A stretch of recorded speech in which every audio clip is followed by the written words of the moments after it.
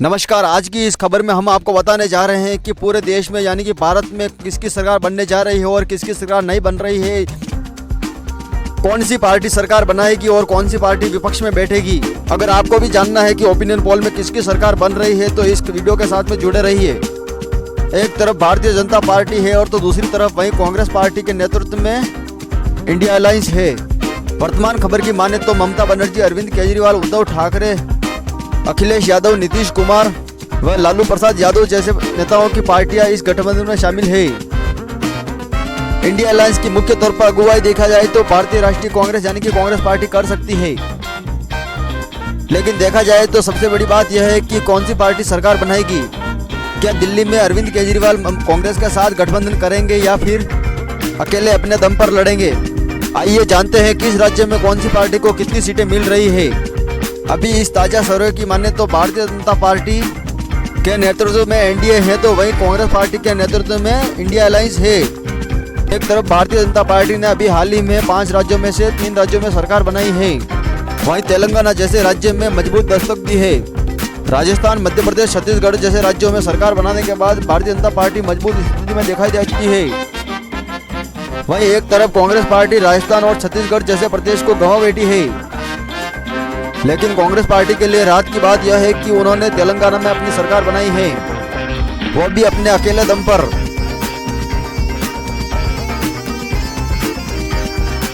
कई राज्यों में खाता भी नहीं खुलने का अनुमान है, तो ऐसे में इंडिया अलायंस को लग सकता है एक बड़ा झटका।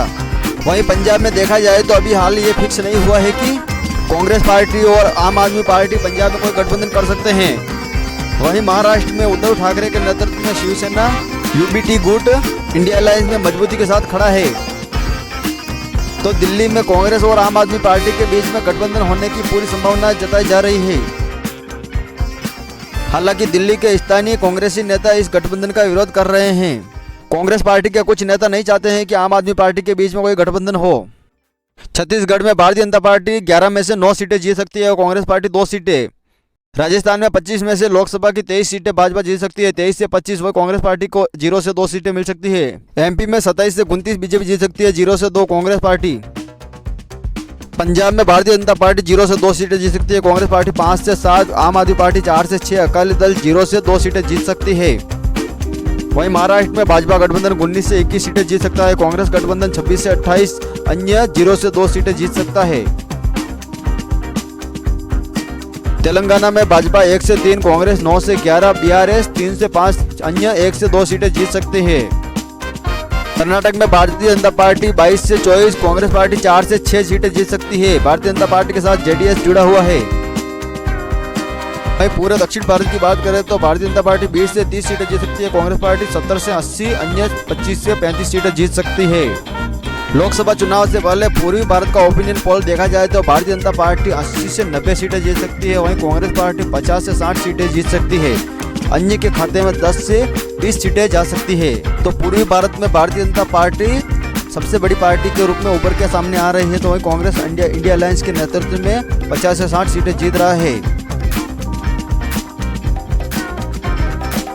लोकसभा चुनाव से पहले पश्चिम भारत का ओपिनियन पोल देखा जाए तो भारतीय जनता पार्टी गठबंधन 45 से 55 सीटें जीत सकता है, कांग्रेस पार्टी का गठबंधन 25 से 35 सीटें जीत सकता है, वहीं अन्य के खाते में 0 से 5 सीटें जा सकती है। तो पश्चिम भारत में भारतीय जनता पार्टी बड़ी पार्टी के रूप में उभर के आ रही है, जो कि गठबंधन है। वहीं कांग्रेस पार्टी की बात की जाए तो वो दूसरे नंबर पर है। कई राज्यों में भाजपा और कांग्रेस में सीधा मुकाबला होने की संभावनाएं हैं, जिसमें मुख्य तौर पर देखा जाए तो राजस्थान, मध्य प्रदेश, छत्तीसगढ़, गुजरात जैसे राज्य स्थित हैं।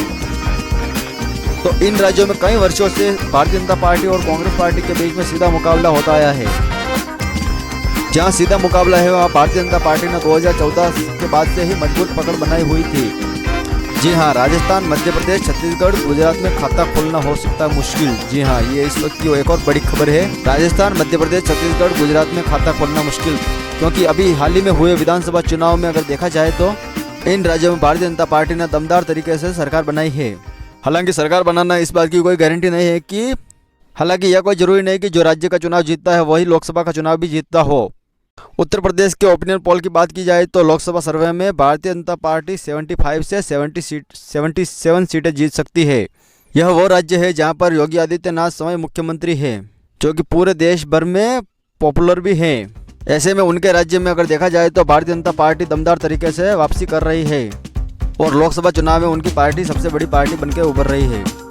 गुजरात के ओपिनियन पोल की बात करें तो लोकसभा सर्वे में भारतीय जनता पार्टी 26 की 26 सीटें जीत रही है। वहीं कांग्रेस पार्टी के खाते में 0 सीट दिखाई दे रही है। कांग्रेस पार्टी इस राज्य में मुख्य विपक्षी दल की भूमिका में है। 2022 के विधानसभा चुनाव में भारतीय जनता पार्टी ने यहां पर 156 सीट जीतकर विधानसभा की सरकार बनाई थी। इससे पहले 2 चुनाव में भी भाजपा ने अपने लोकसभा चुनाव में पकड़ मजबूत बनाई हुई थी। ओपिनियन पोल में हरियाणा की बात की जाए तो यहाँ पर भारतीय जनता पार्टी का अलायंस 8 से 9 सीटें जीत सकता है। वहीं कांग्रेस पार्टी के नेतृत्व में अलायंस जो है 1 से 2 सीटें जीत सकता है। हालांकि यह स्पष्ट नहीं है कि भारतीय जनता पार्टी और कांग्रेस पार्टी इस राज्य में अलायंस करेंगे या नहीं, लेकिन वर्तमान स्थिति को देखते हुए तो यही सीटें प्राप्त हो रही है।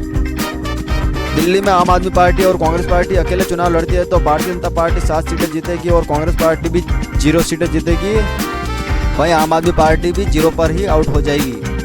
अगर देखा जाए तो अकेले लड़ने के कारण आम आदमी पार्टी और कांग्रेस पार्टी दोनों पिछड़ रहे हैं और 0 पर ही आउट हो रहे हैं। दिल्ली में देखा जाए तो अभी आम आदमी पार्टी की सरकार है। वहीं बिहार में देखा जाए तो नीतीश कुमार की सरकार है, लेकिन यहाँ पर लोकसभा चुनाव के सर्वे की स्थिति स्पष्ट नहीं की गई है।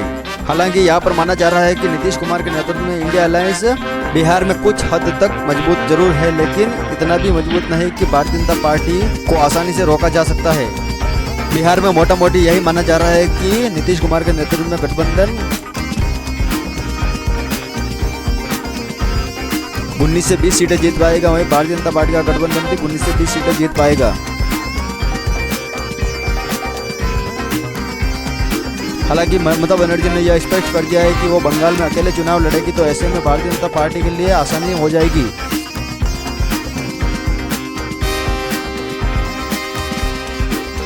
इस ओपिनियन पोल में अरविंद केजरीवाल को भी झटका नजर आ रहा है, जिससे उसे एक झटका पंजाब से भी मिलता नजर आ रहा है। वहीं 2024 में फिर से मोदी सरकार आने की संभावना बताई जा रही है।